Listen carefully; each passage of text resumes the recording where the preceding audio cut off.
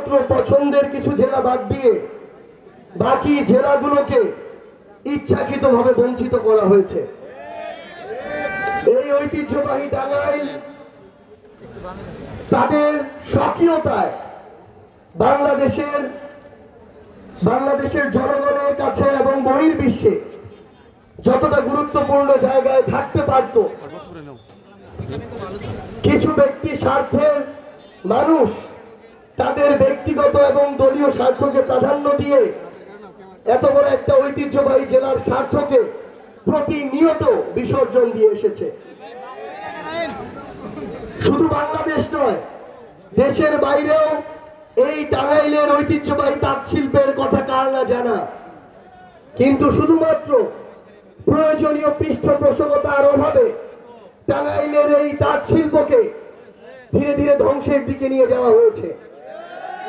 এই বাংলাদেশে প্রত্যেকটি জায়গায় শুধুমাত্র একজন নেতাকে কেন্দ্র করে, শুধুমাত্র শেখ মুজিবুর রহমানকে কেন্দ্র করে বাংলাদেশের ইতিহাসকে ঘূর্ণায়মান করা হয়েছে। অথচ যাদেরকে দেখে তারা রাজনীতিবিদ হওয়ার স্বপ্ন দেখত, সেই শেরে বাংলা হোসেন শহীদ সোহরাওয়ার্দী, মাওলানা আব্দুল হামিদ খান ভাসানীর মতো ব্যক্তিদেরকে ইতিহাসের একটি কোণে নিয়ে যাওয়া হয়েছে। কিন্তু যতই অপচেষ্টা করা হোক না কেন, এই মাওলানার মতো ব্যক্তিদেরকে, আমাদের এই লাল মাওলানার মতো ব্যক্তিদেরকে ইতিহাসের কোণে নেওয়া সম্ভব নয়। আমরা দেখেছি এই টাঙ্গাইলের উন্নয়নের অনেক গল্প দেওয়া হয়েছে, কিন্তু আমার এই টাঙ্গাইলের ঐতিহ্যবাহী হল, এই যে ভাসানী হল, যেই হলকে কেন্দ্র করে হয়তো আমার এই মজলুম ভাসানীর নাম বাংলাদেশের কোনায় কোনায় ছড়িয়ে পড়তে পারত, সেই হলকে মাদকাসক্তদের একটা আস্তানা বানানো হয়েছে। এভাবে শুধুমাত্র একজন ব্যক্তির ব্যক্তি পূজা করে ইতিহাসের অন্যান্য সকল গুরুত্বপূর্ণ অংশকে বিলুপ্ত করার সকল অপচেষ্টা চালানো হয়েছে।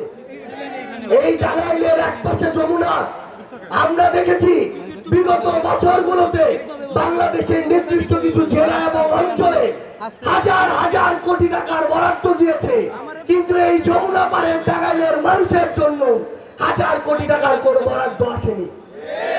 বরং যেটুকু এসেছে সেটুকুর অর্ধেকের বেশিও তাদের নেতা কর্মীরা লুটপাট করে খেয়েছে।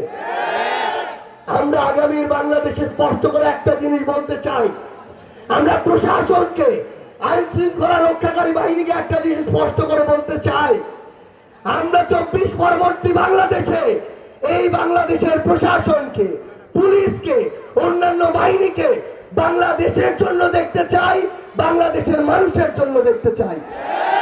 আমরা মিডিয়াকেও ব্যক্তি গোষ্ঠীর দালাল হিসেবে দেখতে চাই না। এই মিডিয়া যেন কোন ব্যক্তি বা দলের এজেন্ডা বাস্তবায়ন করার জন্য কাজে না লাগে। এই মিডিয়া যেন প্রপাগান্ডা বাস্তবায়ন সেলের অংশ হিসেবে কাজ না করে। 24-এর পূর্ববর্তী সময়ে কয়েকটি মিডিয়া অন্ধভাবে দলের দালালি করেছে। তাদের সংবাদ কর্মীরা আজকে তারা যে সেই চ্যানেলে কাজ করে সেটা বলতেও লজ্জা পায়।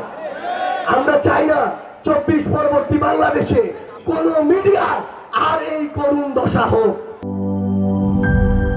সিল্কোর সিল্ক অ্যান্ড শাইন, যাতে আছে আর্গান অয়েল ও ওট প্রোটিনের গুডনেস, যা আপনার চুলকে রাখে হেলদি অ্যান্ড শাইনিং।